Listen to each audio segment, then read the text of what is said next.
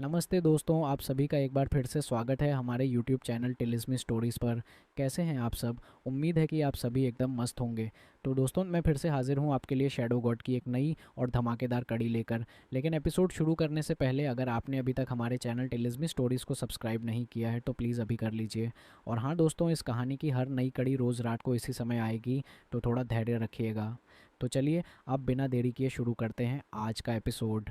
एक युवा जो 17 या 18 साल का लग रहा था आसमान से उतरा। यह कोई और नहीं बल्कि छोटू था। यान हेवन क्षेत्र से कई 100 किलोमीटर की उड़ान भरने के बाद वह पैदल ही डेमी इमॉर्टल इंस्टीट्यूट की ओर बढ़ने के लिए जमीन पर उतरा। हर दिशा में सड़कें और रास्ते थे, साथ ही गांव, शहर और नदियां भी थीं। इलाके में विशाल मैदान और फैली हुई पर्वत श्रृंखलाएं दोनों थीं। छोटू के वस्त्र में एक नक्शा था जिसे वह आगे बढ़ने से पहले कभी कभी देखता था। डेमी इमोर्टल इंस्टीट्यूट तक का रास्ता बहुत लंबा था और वह जिस अविश्वसनीय गति से यात्रा करने में सक्षम था, उसके बावजूद वह उस तरह की यात्रा नहीं थी जिसे केवल 1 या 2 दिन में पूरा किया जा सके। यह छोटू की अब तक की सबसे लंबी यात्रा थी। यह सब उसके लिए बहुत नया था। आखिरकार वह घर से अब तक सबसे दूर ब्लैक ऑप्स पर्वतमाला ही गया था। उसने दुनिया से परे की कई कहानियां सुनी थीं, लेकिन खुद कभी इसका अनुभव नहीं किया था। उसने ठंडी शरद रातों की हवा में गहरी सांस ली और संतुष्टि से चारों ओर देखा। अचानक उसे आगे की सड़क से हत्या की तीव्र अनुभूति हुई। दूर से देखने पर उसने देखा कि एक सेना कत्लेआम मचा रही है। इलाके के कई गांव जल रहे थे और कई स्थानीय लोगों को बेरहमी से काटा जा रहा था, क्योंकि सैनिक निकटतम शहर की ओर बढ़ रहे थे। वह इस समय रेडलिफ सिटी के नियंत्रण वाले क्षेत्र के एक सुदूर इलाके में था। सड़कों के दोनों ओर लाल पत्तों वाले विशाल पेड़ थे। हालांकि सर्दी आने वाली थी, इसीलिए पेड़ लगभग नंगे थे। शहर की ओर मार्च कर रहे सैनिकों ने नीले समुद्र की आकृति से सजे सफेद कवच पहन रखे थे, जिससे छोटू को यह पहचानने में मदद मिली कि वे युंडेल बायदसी की सेना के रूप में थे। भूमि के सभी शहरों में अद्वितीय चिन्ह थे, जिससे युद्ध के मैदान में उनकी सेनाओं को पहचानना आसान हो गया। चूंकि छोटू फनायरा के साथ घनिष्ठ था, इसलिए वह उसके राज्य के चिन्ह और कवच से परिचित था। यून राज्य ने यहाँ तक लड़ाई लड़ी है, क्या इसका मतलब ये नहीं है कि वे जल्द ही यानी हेवन पर आक्रमण करेंगे? जाहिर है यून राज्य के सर्वोच्च नेता यथार्थ की महत्वाकांक्षाएं बहुत ऊंची थीं। उसने सीफोक के साथ गठबंधन बनाया था और वह सी गॉड इंस्टीट्यूट से भी जुड़ा हुआ था। कई सैनिक कामुकता से हंस रहे थे जब उन्होंने स्थानीय महिलाओं के कपड़े उतारकर उन्हें घोड़ों पर फेंक दिया, और ऐसा करते समय उन्हें छूने में समय लगा रहे थे। महिलाएं चीखने चिल्लाने लगीं, लेकिन दुर्भाग्य से सैनिक बहुत क्रूर थे और दया की ऐसी पुकारों पर बिल्कुल भी ध्यान नहीं दिया। वास्तव में छोटू ने एक सैनिक को एक महिला की जीभ को क्रूरता से काटते हुए भी देखा, जो उन्हें बहुत जोर से गालियां दे रही थी। जानवरों से भी बदतर, छोटू ने आगे बढ़ते हुए गुर्राते हुए कहा। सैनिकों ने तुरंत उस पर ध्यान दिया। ठीक वहीं रुक जाओ, उनमें से एक ने छोटू की ओर अपनी कृपाण तानते हुए चिल्लाया। तुम कौन हो? कृपाण में चमकती हुई तेज रोशनी थी जो लगभग जीवित लग रही थी। देखने से ऐसा लग रहा था कि वह अपनी असली ऊर्जा को हवा में उड़ाकर 100 कदम दूर खड़े लोगों को मार सकता है। इसका मतलब यह था कि वह ऊर्जा कला के छठे चरण में था, ऊर्जा हथियार स्तर। यह इन सैनिकों का नेता था, एक ऐसा व्यक्ति जो अंदर से क्रूर था, जिसकी आभा असंख्य आत्माओं की चीखों से रंगी हुई थी, जो उन लोगों का एकमात्र जीवित अवशेष था जिन्हें उसने निर्दयतापूर्वक मार डाला था। वास्तव में यह वही व्यक्ति था जिसने अभी अभी महिला की जीभ काटी थी। मैं कौन हूँ? छोटू ने जवाब दिया। मैं ही वह आदमी हूँ जो तुम सबको मार डालूंगा। उस समय सैनिकों के नेता ने हंसते हुए अपनी कृपाण को हवा में लहराया, जिससे छोटू की दिशा में ब्लेड की रोशनी की एक धारा निकली। जवाब में छोटू ने अपनी उंगली हिलाई, जिससे ब्लेड की रोशनी नष्ट हो गई और नेता का सिर धड़ से अलग हो गया। सब एक ही बार में। निश्चित रूप से यहाँ संशोधित कहानी है। घात लगाओ! पीछे से सैनिकों की आवाज गूंजी। हथियार खींचकर वे छोटू को घेरने के लिए आगे बढ़े। इन सैनिकों के पास सामान्य ऊर्जा कलाएं थीं। उनमें से अधिकांश तीसरे या चौथे चरण में थे। वे अपने शरीर के बाहर अपनी असली ऊर्जा का उपयोग नहीं कर सकते थे, फिर भी वे अनुभवी लड़ाके थे जिन्होंने अपने जीवन में कई विरोधियों को मौत के घाट उतारा था। इसके अलावा वे धनुष और भालों का उपयोग करके दूर से लड़ने में माहिर थे। कुछ ही पलों में दर्जनों भाले इतनी ताकत से हवा में छोड़े गए कि वे एक बैल को भी घायल कर सकते थे। सैनिक जिन बड़े धनुषों का इस्तेमाल करते थे, उनसे लोहे की छड़ें निकलती थीं जो 100 कदम दूर से भी कवच को भेद सकती थीं। सामान्य तौर पर 7वें या 8वें चरण का कोई भी व्यक्ति इस तरह के समूह को गंभीरता से लेने पर मजबूर हो जाता। दुर्भाग्य से सैनिकों के लिए वे छोटू से भिड़ गए थे। जैसे ही छोटू आगे बढ़ा, उसने ऊर्जा का एक ऐसा शक्तिशाली विस्फोट किया कि सभी भाले और तीर अचानक हवा में ही रुक गए, अपनी जगह से हिले भी नहीं। फिर हुश हुश हुश, वे मुड़े और अपनी मूल गति से 10 गुना तेजी से पीछे की ओर लौटे, जिससे उन्हें चकमा देना असंभव हो गया। सैनिकों को चीखने का भी समय नहीं मिला और वे पल भर में मौत के घाट उतर गए। पलक झपकते ही छोटू ने लगभग 40 कुलीन दुश्मन सैनिकों को मार गिराया। हालांकि उनकी घात की चीखें इतनी तेज थीं कि काफी दूर तक सुनाई दीं। इसलिए यह कोई आश्चर्य की बात नहीं थी कि पास के शहर से अचानक एक चीखने चिल्लाने जैसी आवाज आने लगी। ध्वनि तरंग के कारण आसपास की इमारतें हिल गईं और कई छतों की टाइलें टूटकर जमीन पर गिर गईं। स्पष्ट रूप से यह किसी शक्तिशाली विशेषज्ञ की मौजूदगी का सबूत था। स्विश शहर की रक्षात्मक दीवारों के ऊपर से एक आकृति धुंधली सी गति में दिखाई दी। वह नीले रंग का लबादा पहने हुए था और उसकी पीठ पर 2 समुद्री नीले पंख थे जो पूरे 9 मीटर चौड़े थे। उन पंखों के फड़फड़ाने मात्र से ही क्षेत्र में बवंडर उठने लगे। अप्रत्याशित रूप से यह एक प्रथम श्रेणी की ऊर्जा कला थी जिसका अधिकांश लोग संभवतः विरोध नहीं कर सकते थे। ऊर्जा के मास्टर, छोटू बड़बड़ाया। आमतौर पर 9वें चरण के लोग शहर के मजिस्ट्रेट होते थे, इसलिए तिलिस्मी लोग अयाम की सेनाओं के बीच एक को देखना अजीब था। वह अविश्वसनीय गति से आगे बढ़ता था, शहर की दीवार से उड़ता था जिससे नीचे के सैनिकों में जयकारे लगते थे। छोटू बस वहीं खड़ा रहा, यह देखने के लिए कि वह किससे निपटने वाला है। जहां तक उसे याद था, तिलिस्मी लोकायाम में केवल एक ही ऊर्जा मास्टर था, वह स्वयं यथार्थ था। कुछ ही देर बाद नीले वस्त्र पहने ऊर्जा का गुरु छोटू के सामने प्रकट हुआ। आश्चर्य की बात यह थी कि वह एक युवा व्यक्ति था, शायद 30 साल का भी नहीं। ऊर्जा का एक मास्टर जो 30 साल का भी नहीं है, छोटू ने सोचा। वह सामान्य प्रतिभा से कहीं बढ़कर होना चाहिए। अगर यान हेवन में ऊर्जा का इतना युवा मास्टर दिखाई देता तो खबर हजारों किलोमीटर तक फैल जाती। क्या तुमने इन सैनिकों को मारा? युवक ने चारों ओर लाशों को देखते हुए पूछा। ऐसा लग रहा था कि उसे कोई भावनात्मक प्रतिक्रिया नहीं हुई, जिससे वह और भी ज्यादा डरावना लग रहा था। मैंने किया, छोटू ने बिना किसी हिचकिचाहट के जवाब दिया। और आप कौन है? मुझे याद नहीं है कि तिलिस्मी लोकायाम में ऊर्जा का दूसरा मास्टर था। तिलिस्मी लोकायाम। नीले रंग के कपड़े पहने युवक ने अपनी पीठ के पीछे हाथ बांध लिए। छोटू की ओर देखते हुए उसने कहा, मैं सी गॉड इंस्टीट्यूट से हूँ। तुम जैसे मूर्ख को मेरा नाम जानने की जरूरत नहीं है। चूंकि तुमने इन सैनिकों को मारा है, इसीलिए मैं तुम्हें मार डालूंगा। वास्तव में मुझे लगता है कि मैं तुम्हें मौत के घाट उतार दूंगा, जो तुम्हारे लिए बहुत सम्मान की बात होगी, क्योंकि मैं कभी भी बेकार लोगों को नहीं मारता। तो मुझे अपना नाम बताओ, इस तरह तुम बेकार से भी ज्यादा बेकार हो जाओगे। सी गॉड इंस्टीट्यूट। छोटू हिल गया। जाहिर है वह जानता था कि सी गॉड इंस्टीट्यूट एक बहुत बड़ा संगठन था। हालांकि युवक के शब्दों ने उसके चेहरे पर एक गंभीर भाव ला दिया। ये सैनिक हत्या, बलात्कार और लूटपाट कर रहे थे। मैं तो कहूंगा कि वे इंसान होने के योग्य ही नहीं है। आपका सी गॉड इंस्टीट्यूट रूढ़िवादी और धार्मिक है। मुझे ये मत बताओ कि सैनिकों को ये सब करने की आपकी अनुमति थी। हम बहुत ही ढोंगी हैं, है ना? युवक ने कहा। उसका धैर्य अब जवाब दे चुका था। उसे नहीं लगा कि छोटू उसकी बात सुनने लायक भी है। ठीक है, अगर तुम मुझे अपना नाम नहीं बताना चाहते तो मैं तुम्हें बंदी बना लूंगा और तुमसे जबरदस्ती नाम उगलवा लूंगा। मैं तुम्हारे लिए 100 से ज्यादा यातना कलाएं जानता हूँ। अंत में तुम मुझे अपना नाम चिल्लाते हुए सुनाओगे। अफरा तफरी। युवक ने अपनी हथेली आगे बढ़ाई, जिससे ऊर्जा की एक लहर उठी। उसी समय समुद्र के टकराने जैसी आवाज कहाँ सुनाई दी, क्योंकि उसकी असली ऊर्जा विनाशकारी समुद्री पानी की छवि में बदल गई थी। उस समुद्री पानी के भीतर एक विशालकाय जलकुंभी थी, जिसके पंजे बेहद खतरनाक लग रहे थे। असीमित महासागर। युवक ने दहाड़ते हुए ऐसा हमला किया जो पहाड़ों को भी ध्वस्त कर सकता था। छोटू को ऐसा लग रहा था मानो आसमान की जगह नीला समुद्र आ गया हो, जो उसे घेर रहा था और अविश्वसनीय ताकत से उसे कुचल रहा था। वास्तव में उसके पैरों के नीचे की जमीन दरकने लगी थी। यह एक ऐसा कदम था जो हिमेश या किस्मीन से सामना किए गए किसी भी कदम से कहीं ज्यादा शक्तिशाली था। सच्चाई ये थी कि किस्मीन और हिमेश ग्रामीण इलाकों के किसानों से थोड़े ही ज्यादा थे। हालांकि वे ऊर्जा के स्वामी थे, लेकिन नीले रंग का यह युवक सी गॉड इंस्टीट्यूट से आया था, जो कि इस भूमि के सबसे विशाल संगठनों में से एक है। अपनी वास्तविक ऊर्जा क्षमताओं और अपनी तकनीकों के संदर्भ में वह पूरी तरह से अलग स्तर पर मौजूद था। वास्तव में ये असीम महासागर एक राजसी स्तर की ऊर्जा कला थी। और फिर भी छोटू ने जरा भी हिम्मत नहीं हारी। जब असली ऊर्जा उसकी ओर बढ़ रही थी, तब भी उसने एक मुक्का मारकर अपनी चाल चली। ऐसा लग रहा था कि यह एक साधारण मुट्ठी के वार से ज्यादा कुछ नहीं था, और फिर भी यह एक प्राचीन जानवर या देवता की तरह भी था। काली ऊर्जा उसके पैरों के नीचे से बह गई, लगभग नरक की आभा की तरह। वह अब एक प्राचीन गॉड मेमत का अवतार था, एक प्राचीन ईश्वर आत्मा जो लाखों करोड़ों दुनियाओं को दबा सकती थी। ऐसा लगभग लग रहा था जैसे शक्ति शब्द सिर्फ उसका वर्णन करने के लिए ही बनाया गया था। असीम महासागर पूरी तरह से पराजित हो गया, और फिर छोटू की मुट्ठी युवक पर पड़ी। उसके चेहरे पर अविश्वास का भाव उभर आया। यह सिर्फ एक मुट्ठी का वार था, और फिर भी वह पीछे की ओर उछल गया। उसके शरीर में गड़गड़ाहट की आवाजें गूंजने लगीं, क्योंकि उसकी नसें पूरी तरह से नष्ट हो गई थीं। मुट्ठी का प्रहार, बस एक साधारण मुट्ठी का प्रहार, छोटू को सी गॉड इंस्टीट्यूट के उस ऊर्जा गुरु की ऊर्जा रेखाओं और उसके पूरे अस्तित्व को नष्ट करने के लिए बस इतना ही करना पड़ा। इसके बाद नीली पोशाक वाला युवक धड़ाम से जमीन पर गिरा। जहां वह बड़बड़ाता रहा,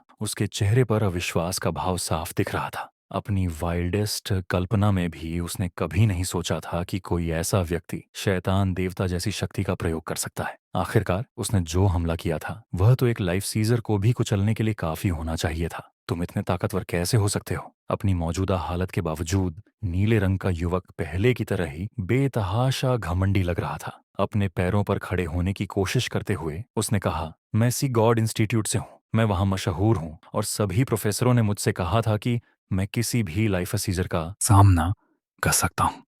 मैं तुम्हारे जैसे किसी भी व्यक्ति से कैसे हार सकता हूं? तुम कौन हो? मुझसे बात करो बदमाश। तुम्हारा नाम क्या है?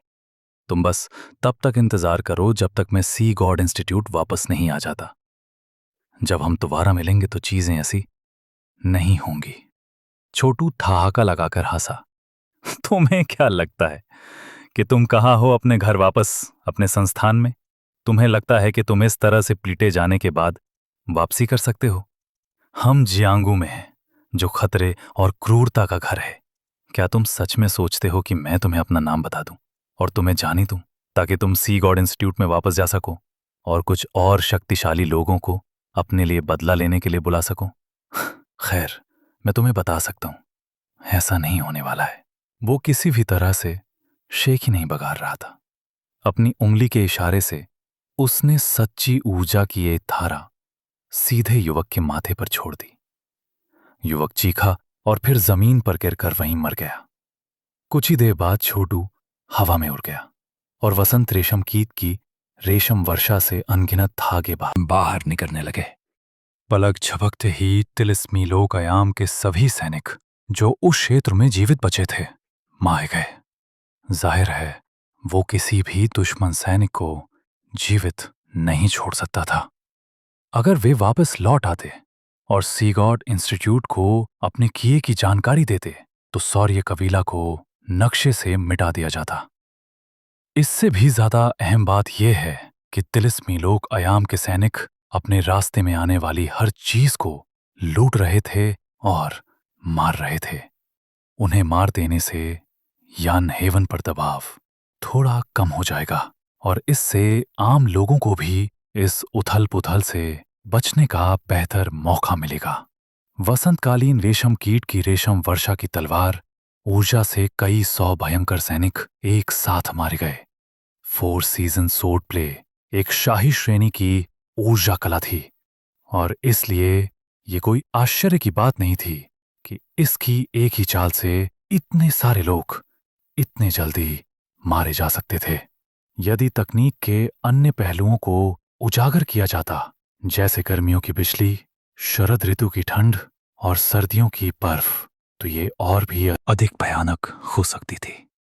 फिलहाल छोटू 8वें चरण में फंसा हुआ था, लेकिन जब वो 9वें चरण में पहुंचेगा और ऊर्जा का मास्टर बन जाएगा तो वसंत और शरद ऋतु के घर के कई शीर्ष विशेषज्ञ भी उसे अपने 4 मौसमों की तलवारबाजी का उपयोग करते हुए देखकर शर्म से लाल हो जाएंगे। एक ही झटके में छोटू ने सभी दुश्मन सैनिकों को खत्म कर दिया और जमीन पर तिलिस्मीलोक अयाम के सैनिकों की लाशें बिखर गईं। वहां कुछ ऐसे लोग भी थे जो नीले रंग का कवच पहने हुए थे, जिससे पता चला कि वे सीफोक थे।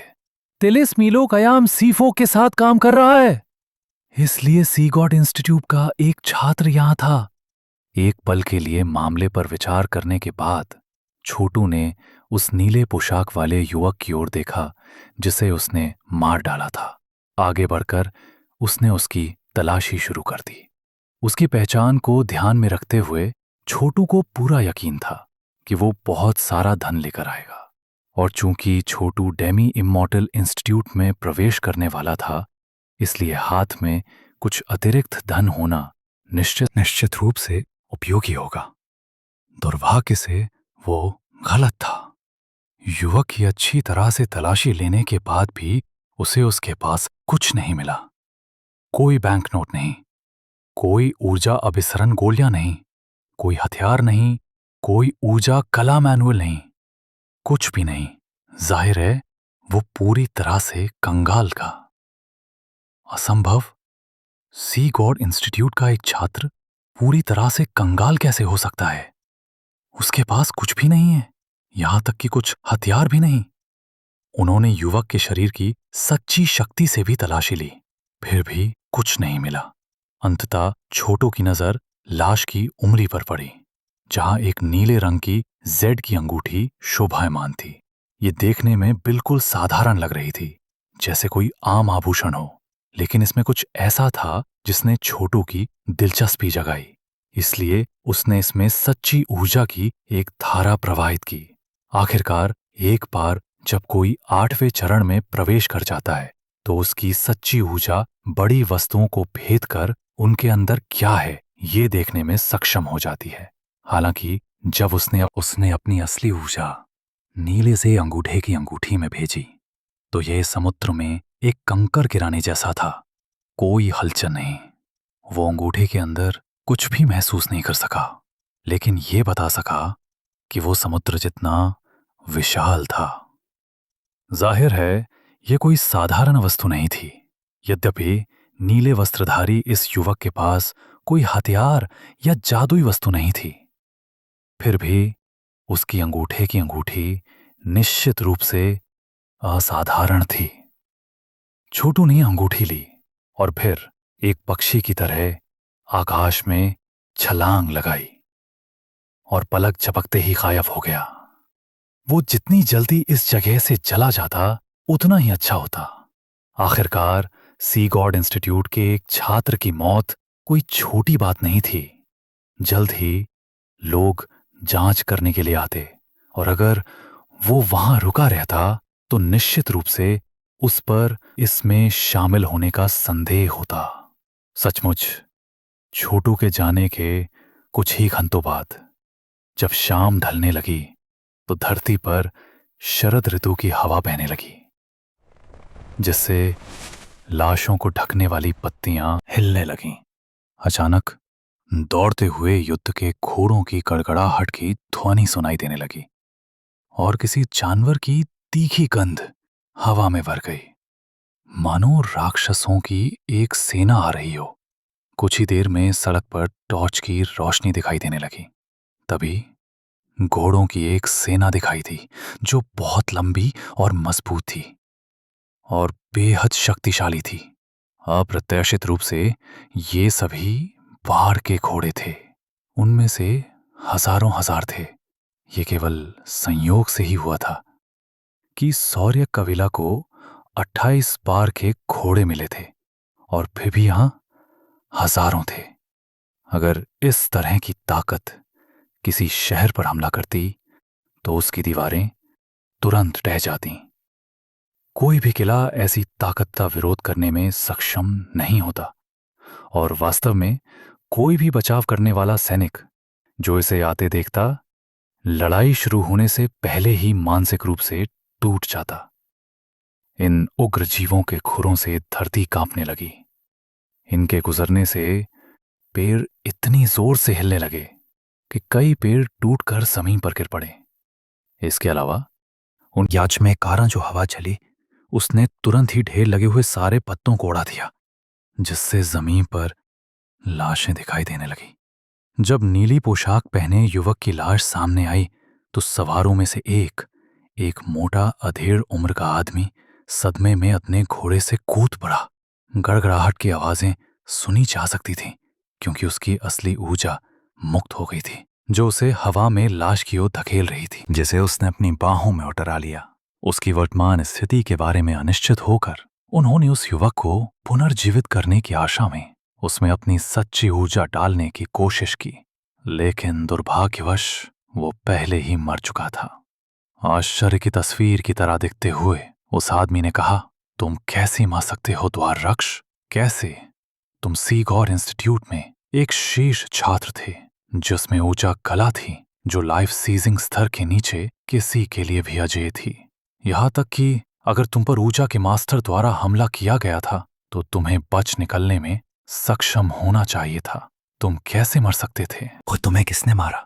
यूं ना सी गॉड इंस्टीट्यूट को ये कैसे समझाएगा? एक सिपाही आगे बढ़ा। सुप्रीम लीडर, उसने कहा, हमें तुरंत इस मामले की तह तक जाना चाहिए। हमें पता लगाना होगा कि द्वारक्ष को किसने मारा, और फिर सीफॉक के सार्जेंट मेजर और निश्चित रूप से सी गॉड इंस्टीट्यूट को इस मामले की सूचना देनी होगी। जैसा कि पता चला, वो मोटा आदमी जो अब द्वाररक्ष की लाश को पकड़े हुए था, कोई और नहीं बल्कि योनास का सर्वोच्च नेता यथार्थ था, जो भानु का पिता भी था। घावों को देखो, यथार्थ ने कहा।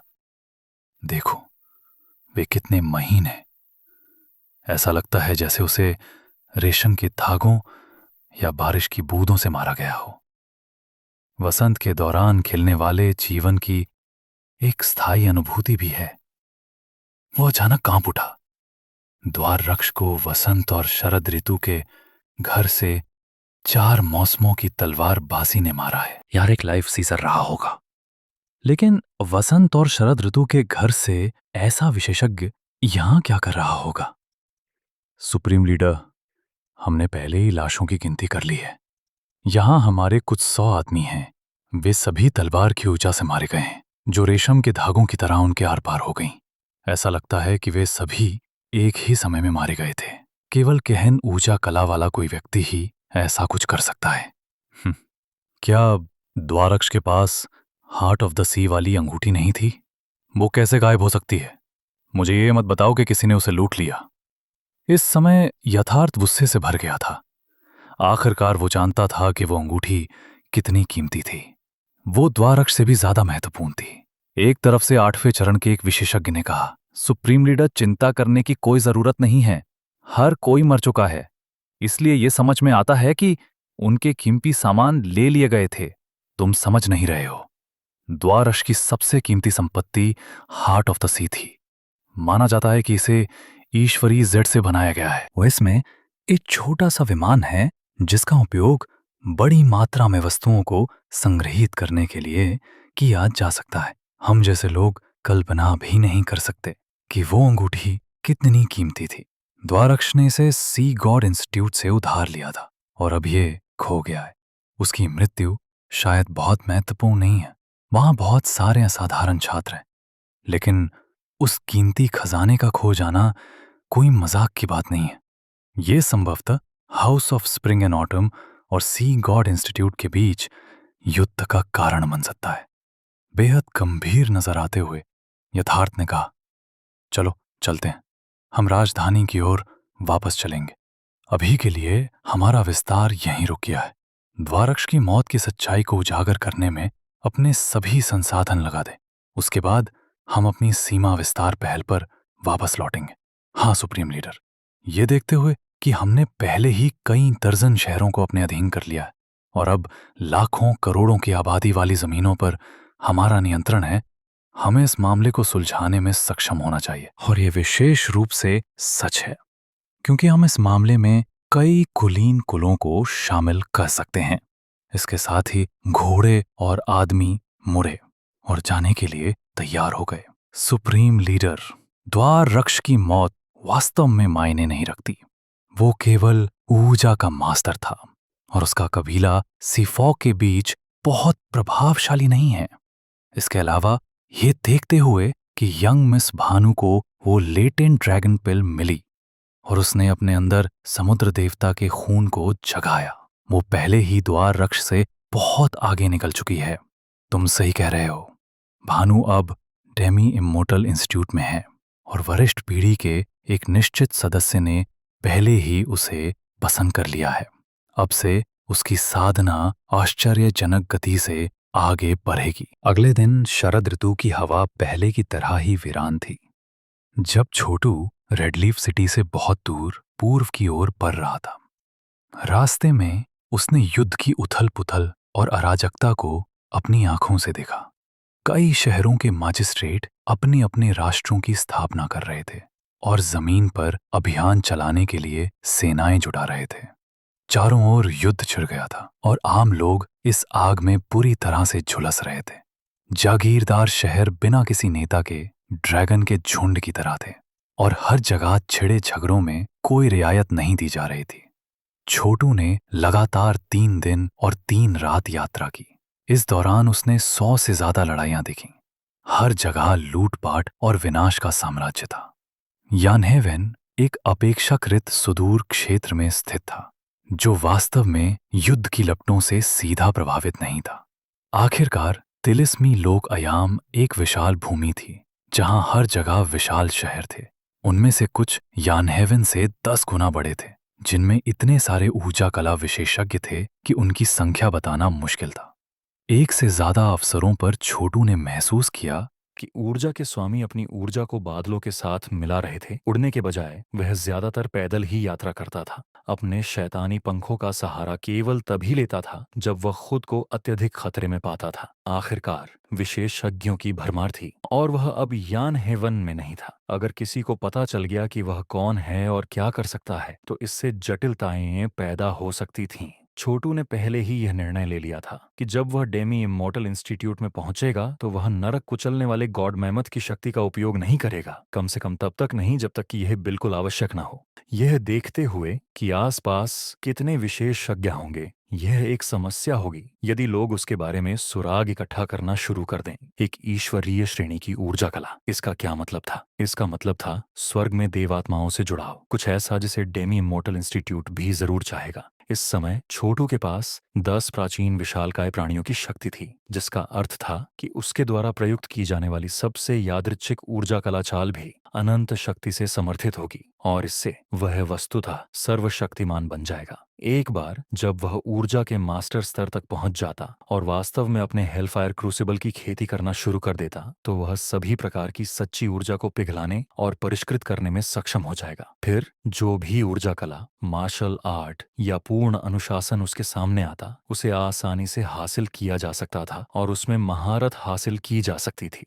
अधिकांश लोग केवल मुट्ठी भर ऊर्जा कलाओं का ही अभ्यास कर पाते हैं। उसके बाद उनमें से 2 के बीच संघर्ष का खतरा पैदा हो जाता है, जिससे उनकी नसें क्षतिग्रस्त या नष्ट हो जाती हैं। छोटू ने इन विचारों को एक तरफ रख दिया और अपना ध्यान अपने रास्ते पर केंद्रित कर लिया। डेमी इमॉर्टल इंस्टीट्यूट पहुंचने में अभी भी 2 महीने का समय लगेगा। शुक्र है यह एक उबाऊ यात्रा नहीं थी। वहां बहुत सारे नजारे थे, जिनमें महत्वपूर्ण ऐतिहासिक स्थल भी शामिल थे। जब भी उसके पास खाली समय होता तो वह नीले अंगूठे की अंगूठी का अध्ययन करने के लिए समय निकालता। लगातार जांच से यह पुष्टि हुई कि यह एक बहुत ही अनोखी वस्तु थी। चाहे वह अपनी असली ऊर्जा को उसमें भेजने की कितनी भी कोशिश करे, ऊर्जा निश्चित रूप से ऐसे गायब हो जाती जैसे समुद्र में फेंका गया पत्थर। यह अंदर से असीम और कभी खत्म न होने वाला लग रहा था, मानो यह जेड नहीं बल्कि किसी दूसरी दुनिया की कोई चीज हो। जैसे जैसे समय बीतता गया, छोटू ने अंगूठी के साथ छेड़छाड़ की और उसमें अपनी असली ऊर्जा डालने के विभिन्न तरीके आजमाए, लेकिन कोई फायदा नहीं हुआ। हालांकि उसे धीरे धीरे यकीन होता जा रहा था कि यह एक बहुमूल्य खजाना है और यह सिर्फ इसलिए है क्योंकि वह अभी तक इसके रहस्यों को नहीं जान पाया है। शायद अगर वह ऊर्जा का मास्टर बन जाए तो उसके वास्तविक ऊर्जा में होने वाले परिवर्तन अंगूठी के रहस्य को जानने के लिए पर्याप्त होंगे। फिर यह चीज क्या है और मैं अपनी सच्ची ऊर्जा के साथ इसमें क्यों नहीं उतर सकता? अपने साधना आधार के संदर्भ में वह बता सकता था कि वह पहले ही 8वें चरण के अंतिम शिखर पर पहुंच चुका था। उसकी आत्मा पहले से ही अपनी सच्ची ऊर्जा से जुड़ रही थी और परिणाम स्वरूप होने वाले बदलाव से उसे यकीन था कि वह 9वें चरण तक पहुंचने के कगार पर था। यात्रा करते समय उसने अपनी सच्ची ऊर्जा को विकसित करने के साथ साथ अपने पास उपलब्ध विभिन्न मार्शल अनुशासनों पर काम करना जारी रखा। अब तक उसने अपनी 3 सार्वजनिक सामना तकनीकों को पूर्णता के बिंदु तक पहुंचा दिया था। इन तीनों में से अजय राजा की मुट्ठी और स्वर्ण घंटी प्राचीर दोनों को ही कठोर और अडिग माना जा सकता है, जबकि 4 मौसमों की तलवारबाजी सर्वव्यापी और उपयोगितावादी थी। छोटू को पता था कि उन 3 ऊर्जा कलाओं की वजह से उसकी नसें मेरिडियन के माध्यम से बहने वाली असली ऊर्जा कुछ हद तक विषम थी और अगर वह उन कलाओं को विकसित करने पर ध्यान केंद्रित करता रहता तो वह अंततः उन पर नियंत्रण खो सकता था। ये केवल इसलिए संभव था क्योंकि उसने नरक कुचलने वाले गॉड मीमत की शक्ति को भी विकसित किया था, जिसके कारण उसकी नसें और ऊर्जा का सागर इस बिंदु तक टिक सके। सभी प्रकार की ऊर्जा कलाओं को अपने पास रखना जरूरी नहीं था कि अच्छी बात ही हो। शुद्धता अक्सर सर्वोत्तम मार्ग होता था। यही कारण था कि 4 सीजन्स स्वॉर्ड प्ले हासिल करने के बाद हिमेश ने अपने अंदर से अजय राजा की मुट्ठी की असली ऊर्जा को बाहर निकाल दिया था। फिर उसने पूरी तरह से नई तकनीक पर ध्यान केंद्रित किया। ऊर्जा की शुद्धता बनाए रखने से वह यह सुनिश्चित कर सकता था कि भले ही उसे कुछ समस्या का सामना करना पड़े, लेकिन इससे वास्तविक ऊर्जा में कोई ऐंठन नहीं होगी। इसी तरह के कारणों से छोटू अपने हेलफायर क्रूसिबल के साथ प्रगति करने के लिए कड़ी मेहनत कर रहा था। अगर वह सभी तरह की सच्ची ऊर्जा को पिघला और परिष्कृत कर सकता तो वह अपने द्वारा अर्जित किसी भी तकनीक और किसी भी तरह की ऊर्जा कला का उपयोग कर सकता था। कठोर और अडिग, नरम और स्तृण, बहुत ठंडा, बहुत गर्म। डेमी इमोर्टल इंस्टीट्यूट, मुझे आश्चर्य है कि यह कैसा है। मैं जानने के लिए इंतजार नहीं कर सकता। मैं अपने रास्ते पर हूँ चाची, और मैं तुम्हारे लिए आ रहा हूँ। भानु और बंगिश। छोटू की आंखें तीव्र चमक से चमक उठीं। अपनी चमत्कारिक क्षमताओं और नरक कुचलने वाले कॉड मेहमत की ताकत को देखते हुए उसे पूरा विश्वास था कि वह डेमी इमोर्टल इंस्टीट्यूट में अपना नाम कमा सकता है और आश्चर्यजनक चीजें कर सकता है। भोर में वह एक बड़े शहर की सराय से बाहर निकला। अपने रहने के लिए पैसे चुकाने के बाद वह अचानक गति में आया और बिना किसी निशान के गायब हो गया। अब गति के मामले में वह कुछ भी रोक नहीं पा रहा था। 1 महीने बाद, रास्ते में अनेक अनुभवों के बाद, वह डेमी इमोर्टल इंस्टीट्यूट पहुंचा, जो कि अऋषि पूर्वज मैदानों के सबसे समृद्ध भाग में तिलिस्मी लोक अयाम के ठीक मध्य में स्थित था। सड़क के दोनों ओर जमीन के अंतहीन विस्तार फैले हुए थे। 9 नदियां उन मैदानों से होकर बहती थीं, जो एक जटिल पैटर्न बनाती थीं, जो एक विशाल शहर को घेरे हुए था। वह शहर तिलिस्मी लोक अयाम का सबसे हलचल भरा स्थान था। शाही राजधानी ऋषि पूर्वज शहर। यह ऋषि पूर्वज राजवंश का घर था, जिसे हजारों हजारों जागीरदार राज्यों से सम्मान प्राप्त था। सेज एंसेस्टर सिटी के सामने प्राचीन राजसी इमारतों का एक संग्रह था, जो सभी दिशाओं में सैकड़ों किलोमीटर तक फैला हुआ था। इमारतों से दोस्तों आज का एपिसोड यहीं तक। उम्मीद है आपको मज़ा आया होगा। अगर हाँ तो वीडियो को लाइक करें, कमेंट में बताएं आपको सबसे ज़्यादा कौन सा मोड पसंद आया, और चैनल टिलिस्मी स्टोरीज़ को सब्सक्राइब करना मत भूलिए। हर रात इसी समय मिलता रहूँगा एक नई रहस्यमयी थ्रिल से भरी कहानी के साथ। तब तक के लिए अपना ख्याल रखिए और याद रखिए, कहानी वही होती है जो आपको अंदर तक छू जाए। मैं मिलूँगा आपको अगली कड़ी में। तब तक के लिए अलविदा, और बने रहिए टिलिस्मी स्टोरीज़ के साथ।